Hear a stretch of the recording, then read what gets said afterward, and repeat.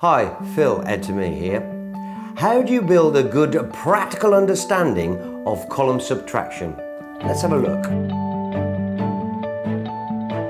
Often in column subtraction, as the sum gets more difficult, then you're going to need to exchange or regroup numbers. This is why understanding place value is very important. Teachers use a practice of partitioning a number, and that is breaking a number up into chunks.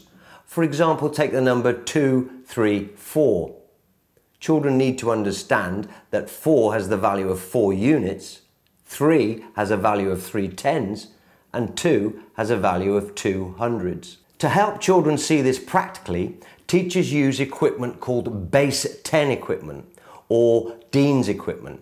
And this is essentially small units of wooden or plastic blocks which are often put together in rods of 10 or slabs of 100 or even blocks of 1,000. Of course, getting base 10 equipment to use at home can be a bit tricky, but you can easily get large counters, and I can show you a method using counters, a fat pen and a white piece of paper to show practical exchanging of number. Let's have a look. Essentially, you take the colours of the counters, similar colours for each column, and you give value to your counters. So you write 100 on a certain amount of counters, and you give value to these counters by writing 10 on it, and then you obviously put unit counters together. Then you draw your columns, and of course these columns represent the hundreds, the tens, and the units. Let's have a go, a practical way of doing a column subtraction so that we can show a child how it happens. Take the number 432, take away 216. Put the minus sign in. Let's demonstrate this subtraction. First of all, we have to show the number 432, and we have obviously 2 units. We have 3 tens, and we have 4 hundreds. Now let's do the sum. 6 from 2, you can't do. You can't take 6 counters away from that.